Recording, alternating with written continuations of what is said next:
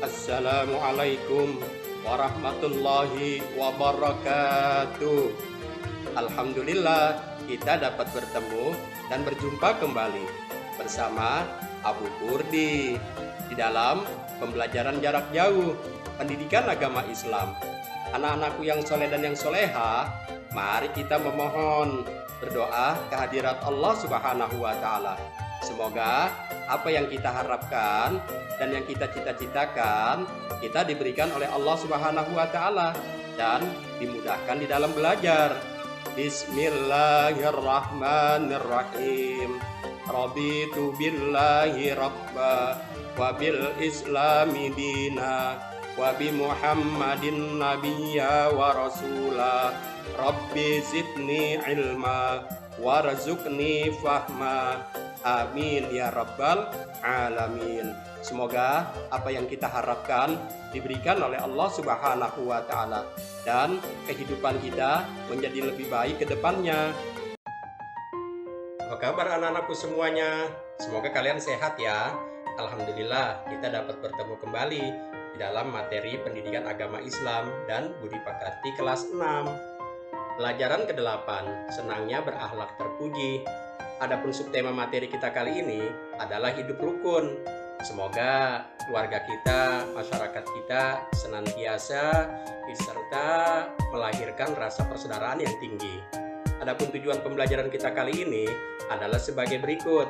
Yang pertama, agar siswa mampu meyakini bahwa perilaku hormat dan patuh kepada orang tua, guru, dan sesama anggota keluarga, dan sikap toleran dan simpatik terhadap sesama sebagai cerminan dari iman.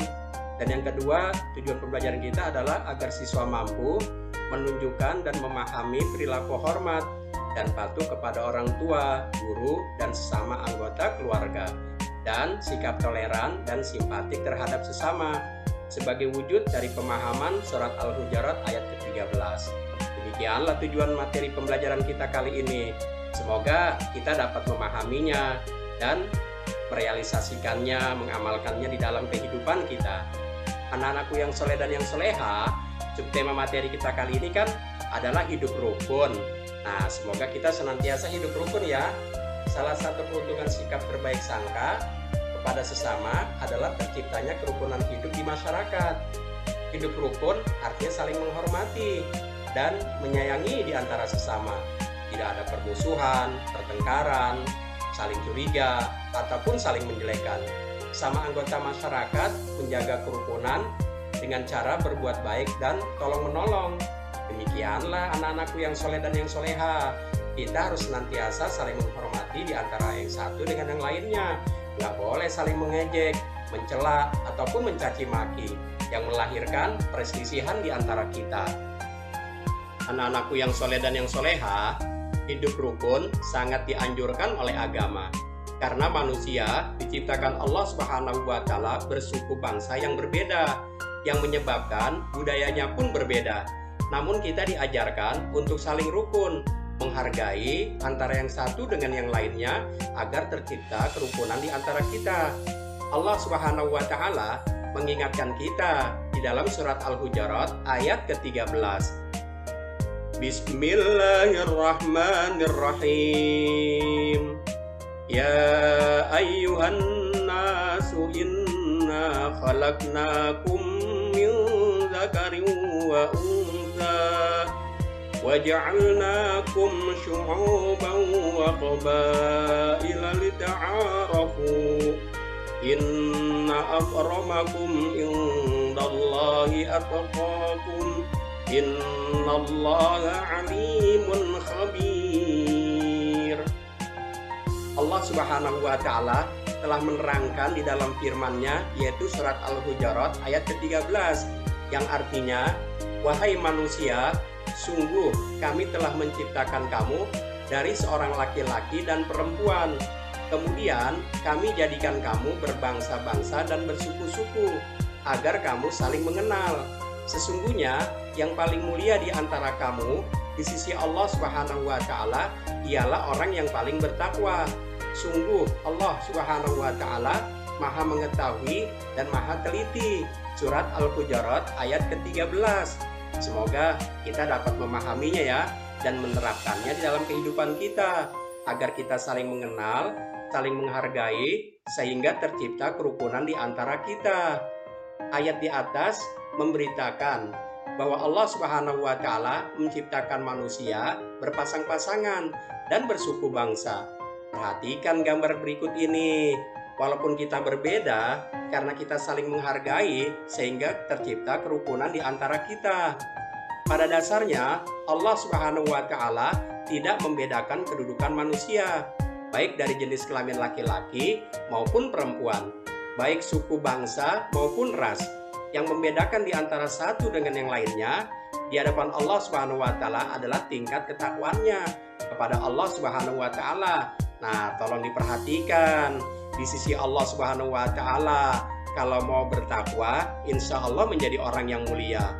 Allah tidak memandang suku bangsanya apa, warna kulitnya apa, keturunan dari mana, tetapi yang paling takwa itulah yang dicintai oleh Allah Subhanahu wa Ta'ala dan paling mulia di sisinya. Semoga kita bisa menjadi orang-orang yang bertakwa ya, anak-anakku yang soleh dan yang soleha. Contoh-contoh perbuatan yang menyebabkan hidup rukun adalah sebagai berikut.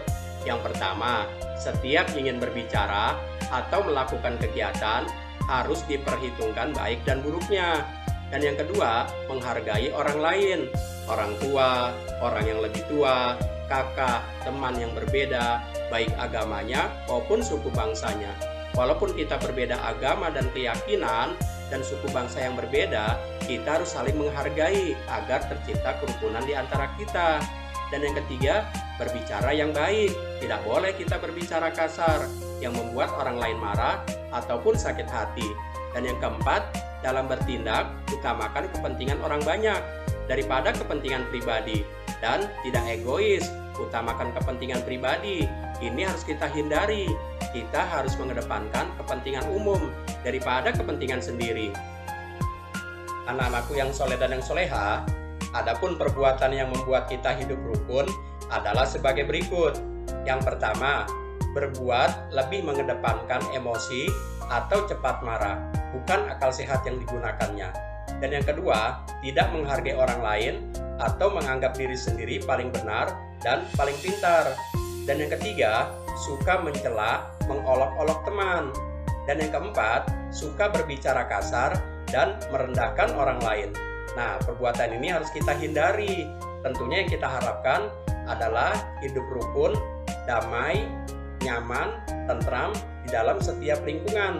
Saling menghargai tentunya akan tercipta kerukunan di antara kita dan rasa persaudaraannya pun akan tumbuh. Anak-anakku yang soleh dan yang soleha, kerjakanlah soal berikut ini. Perhatikan yang ada di dalam gambar ya. Apa itu hidup rukun? Kenapa kita harus hidup rukun? Apa saja bentuk-bentuk hidup rukun? Apa saja nilai-nilai hidup rukun? Soalnya perhatikan gambar tersebut. Dan nomor 2, tulislah surat Al-Hujurat ayat ke-13 dan jelaskan kandungannya. Dan soal nomor 3, kerjakanlah soal yang ada di buku paket, yaitu di halaman 88. Yang A saja, yaitu 1-6. Jadi soalnya cuma 3. 1, memperhatikan gambar, apa yang ada di dalam gambar. Dan yang kedua, menulis surat Al-Hujurat ayat ke-13 dan isi kandungannya. Ingat, surat Al-Hujurat bahasa Arabnya yang ditulis. Dan yang ketiga, kerjakan soal yang ada di buku paket, yaitu di halaman 88 yang A 1-6. Semangat belajar, mencari ilmu, menghormati guru. Kita semua bersaudara. Insya Allah kita dijadikan oleh Allah Subhanahu wa Ta'ala anak-anak yang cerdas dalam ilmu agama. Dan orang tua kita selalu senantiasa dimudahkan di dalam urusannya dan dikuatkan kesabarannya di dalam mendampingi kalian belajar. Amin ya rabbal alamin. Anak-anakku yang soleh dan yang soleha, adapun kesimpulan materi pembelajaran kita kali ini adalah sebagai berikut. Hidup rukun artinya saling menghormati dan menghargai, menyayangi di antara sesama. Tidak ada permusuhan, pertengkaran, saling curiga, ataupun saling menjelekan. Kita semua anggota masyarakat menjaga kerukunan dengan cara berbuat baik dan tolong-menolong. Demikianlah kesimpulan materi kita kali ini. Semoga kerukunan di antara masyarakat kita tetap terjaga, dan persaudaraan kita jadi tumbuh di antara kita dan semakin bertambah harmonis. Amin ya robbal alamin. Insya Allah itu akan terjadi kalau kita saling menghargai. Amin ya robbal alamin.